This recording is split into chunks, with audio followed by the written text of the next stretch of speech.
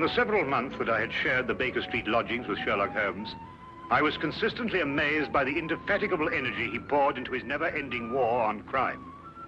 But my physician's eye could see the strain that perhaps another wouldn't have noticed. Thus it was one morning that I prevailed upon him to join me for a day in the country. All seemed tranquil at first, but I was to learn, as I did in later years, that when Sherlock Holmes did not seek trouble, it often sought him.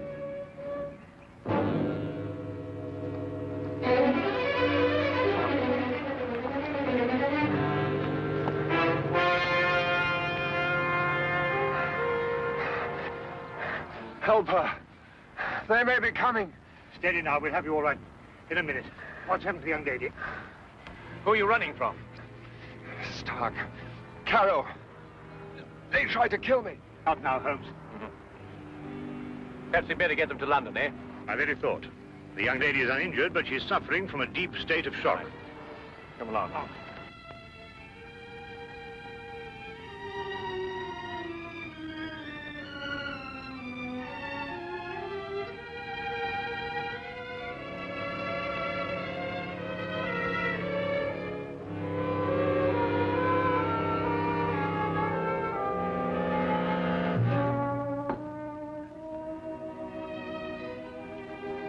Just drink this, will you?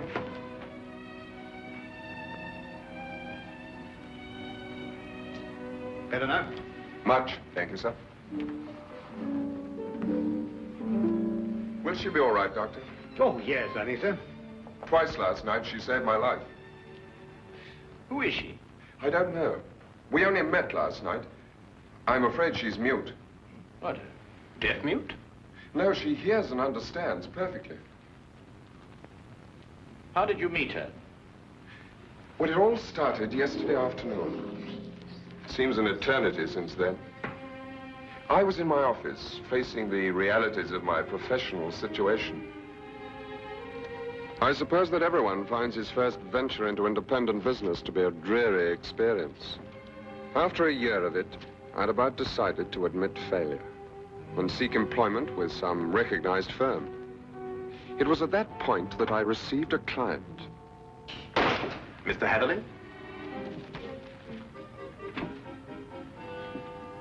His name was Colonel Lysander Stark. Had I known then what horror he was bringing into my life, I would have strangled him right then and there. Frankly, Mr. Hatherley, the commission I have come here to offer you deals with a matter of extreme secrecy. I have gone to some lengths to acquaint myself with both your professional and your personal qualifications. Personal qualifications, sir? Yes. I know you to be an efficient hydraulic engineer, but also that you are a bachelor, an orphan, and that you reside here alone in London. Why, that's very true, but I'm afraid I don't understand. You shall when I explain the assignment. Do I have your word that our conversation will go no further than this room? Of course, sir. I shall respect your confidence. Excellent. Well, then. Does £50 for a night's work appeal to you? £50? I note by your expression that you suspect some illegality. Let me set your mind at rest on that score. Exactly what you want me to do? To repair a hydraulic press, Mr. Hatherley. A rather large hydraulic press. Well, that hardly seems unusual.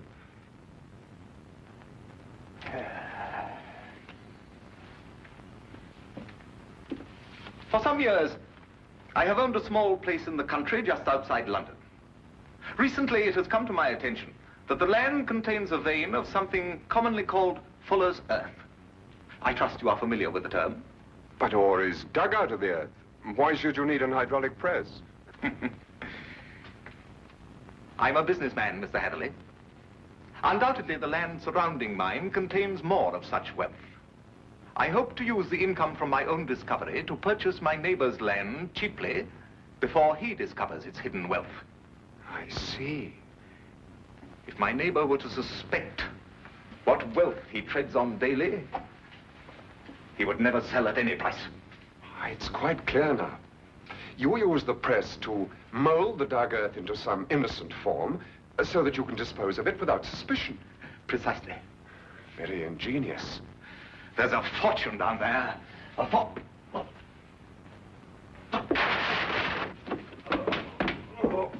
Is there anything wrong? What is it, Colonel Stark? Can I get you something?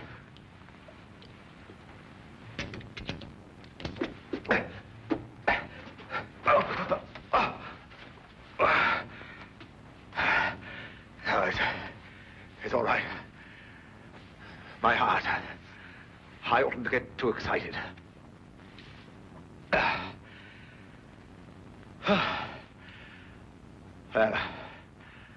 I've put my trust in you, Mr. Heatherley. Do you accept the commission? When do I begin, sir? I promised to meet him that night. Last night, at Ayford Station. The time he suggested was quite late, 11:30. But he insisted that it would be less conspicuous. I freely admit that the money kept me from exercising a more natural curiosity at such bizarre proceedings. One point, sir. When we encountered you, admittedly you were in a highly nervous state, but you kept repeating that they were after you. Did this man Stark have a confederate? Yes, a foreigner, a man named Carrow. I was to meet him later that night. Go on. Last night I boarded the train to Ayford and arrived there a little past 11 as ordered. And Colonel Stark was waiting? He was. We drove for almost an hour, and then we stopped suddenly, and he almost pulled me into a darkened house. Stark muttered under his breath as he fumbled to strike a match. But suddenly a light appeared at the top of the stairs.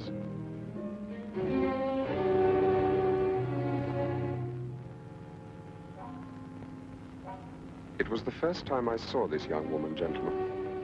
Even in the poor light, beauty and fear were sharp in her face.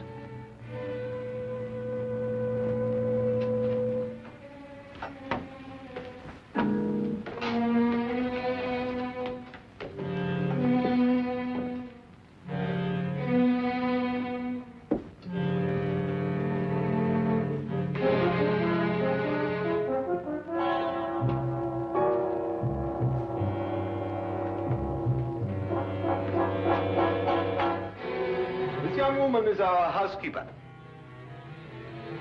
How do you do, miss? She cannot answer you, I'm afraid.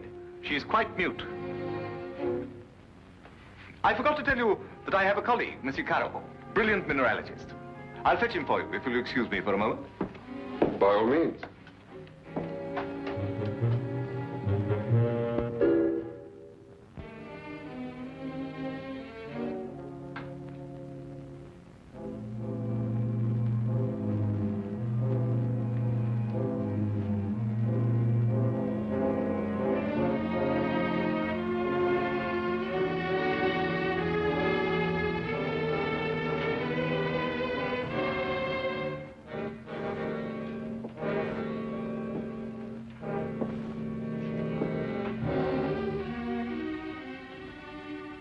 Is there anything wrong?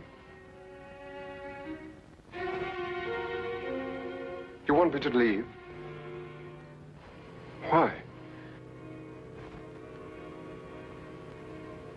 Are you trying to warn me against Colonel Stark?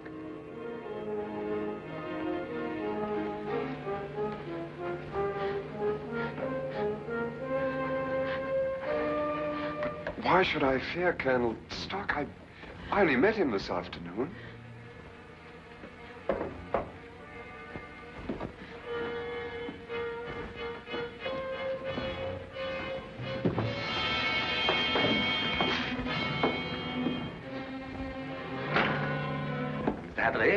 I'd like you to meet my friend and associate, Monsieur Carroll.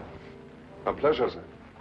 Colonel Stark will show you our press and explain the difficulties we have. I'll join you in a moment. After I have arranged with our housekeeper for your stay tonight. Yes, that's a good idea. Will you come this way, Mr. Heatherley?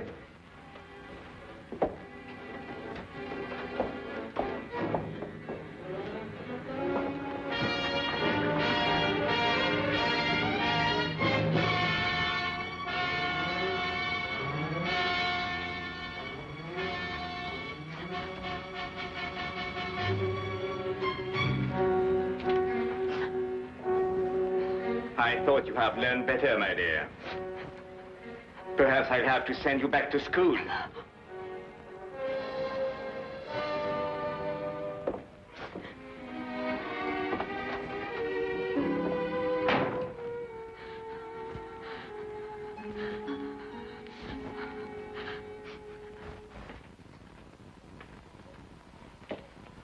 Yes, in principle, this is the standard hydraulic press. Though I must say I've seen few as large. Indeed. And so it does the work of 4 ordinary presses. I think I told you that time is my greatest foe.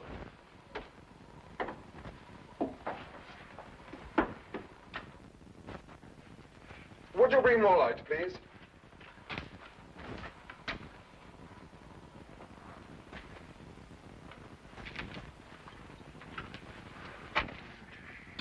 Wood. Concrete would have given you more support.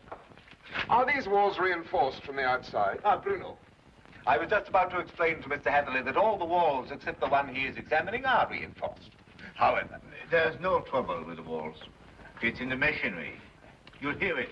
Good. Just wanted to check up first.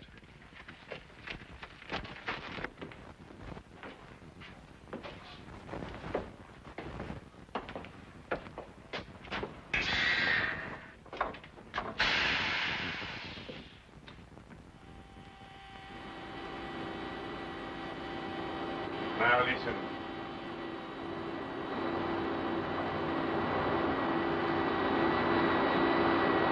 Know what it is? One of the cylinders is leaking fluid, cutting down your power. Turn it off and we'll have a look at the driving rods.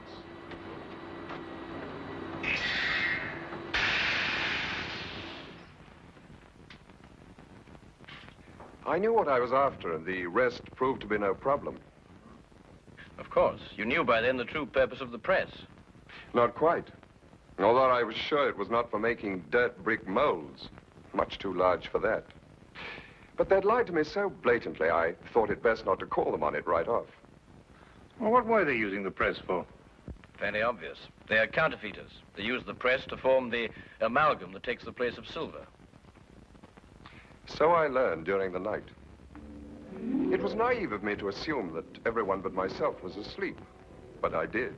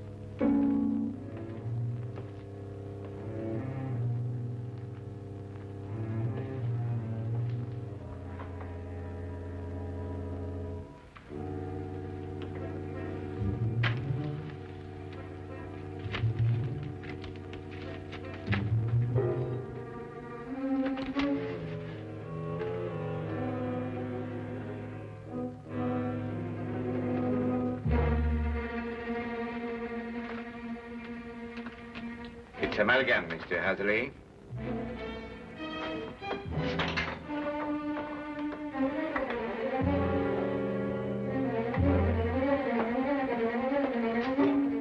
Carol, open up! Let me out of here, Carol!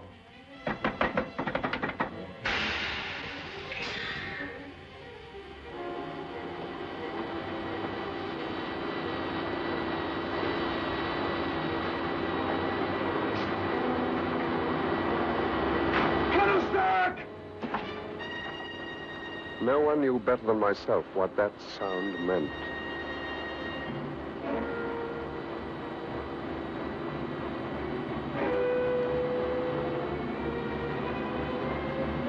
Caro had started the press. Within minutes, that cold ceiling would be down with a force capable of grinding me to a shapeless pulp. And there was no way in the world I could stop it.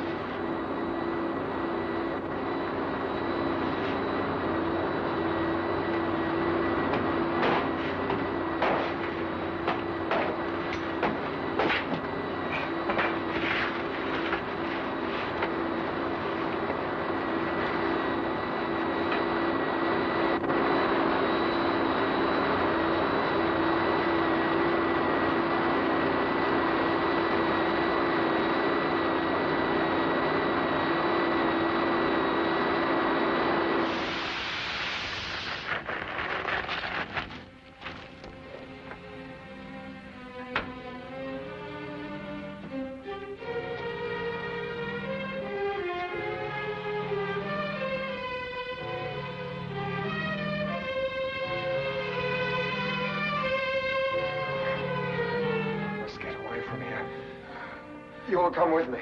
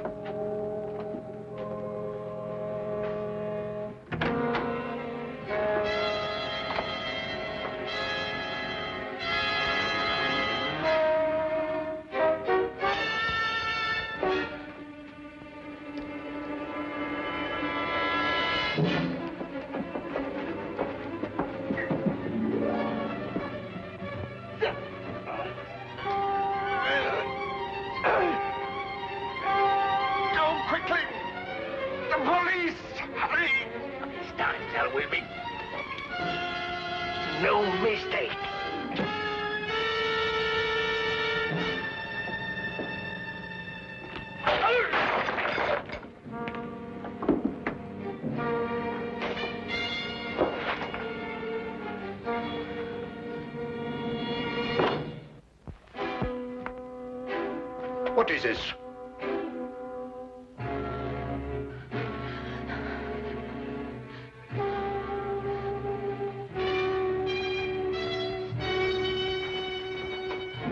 What's happened here? Bruno!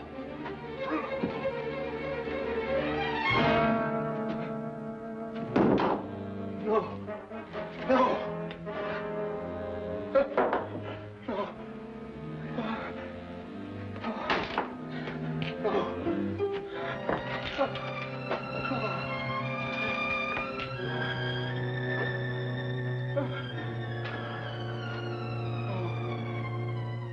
That's almost the last lucid recollection I have. I remember carrying her outside and plunging ahead into the darkness. Then you have no memory of going through the woods? Almost none. The next thing I remember, you and Dr. Watson were bending over me. Are you all right? She screamed. Did you hear her? Yes, quite clearly. Please, don't let them send me back. I can't bear it. There, now. Brandy, Holmes, will you? There. That's right. You'll be all right. Here, drink this, will you? Yes. Now, Spencer. Now, tell me, do you know this gentleman? Yes, Mr. Hatherley. Oh, you can speak. Oh, why last night did you pretend? I wasn't pretending. I've been unable to speak for a year. Excuse me, Miss, Connors. Ruth Connors. Miss Connors. I gather that the events of last night gave you a shock, rather like a shock you received a year ago. Yes. When I saw the gun in Colonel Stark's hand, and it was pointed directly at me, a year ago, another young man visited us to fix the hydraulic press. I see. What do you know about this other young man? I was standing there, watching, when all of a sudden Colonel Stark fired his gun straight into the other young man's face. Why didn't you go to the police? I did. But first I must tell you that Mr. Carew is my uncle and guardian. He's my only living relation. And when I witnessed the murder, he fell upon me, repeating over and over, "You must never say a word. You must never say a word." But the first opportunity I had, I ran to the police. What did they do? Nothing.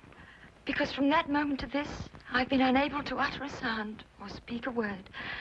It was as though my throat was frozen up. Incredible. I have heard of this before. The worst of it was, my uncle learnt of my attempt to inform on him and had me committed to Bedlam. The insane asylum? I spent 6 long months there, 6 horrible, unforgettable months before they released me in his custody.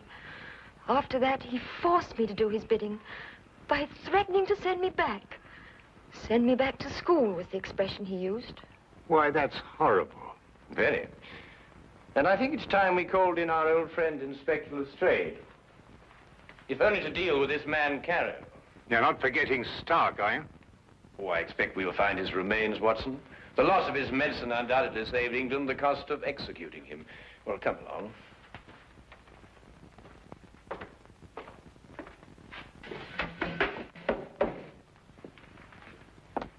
Now that young Mr. Hatherley tells us about neglecting the candle while he made his escape, I can place the blame for the fire.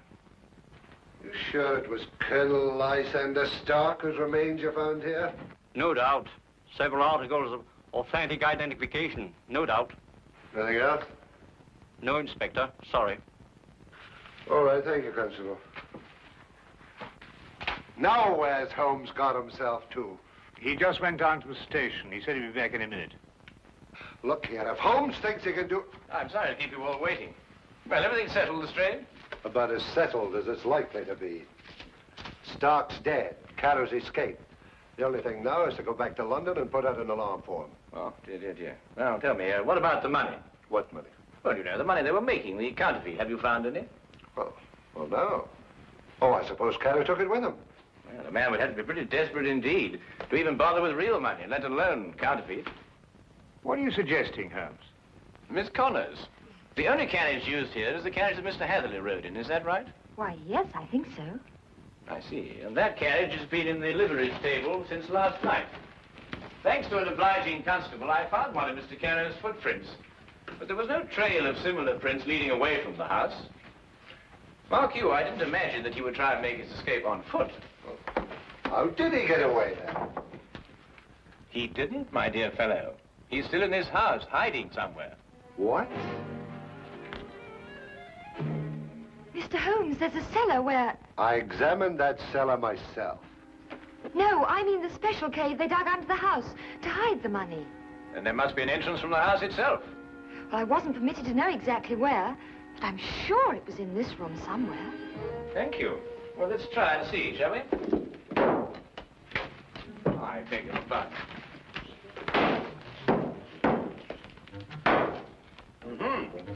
What have we got here?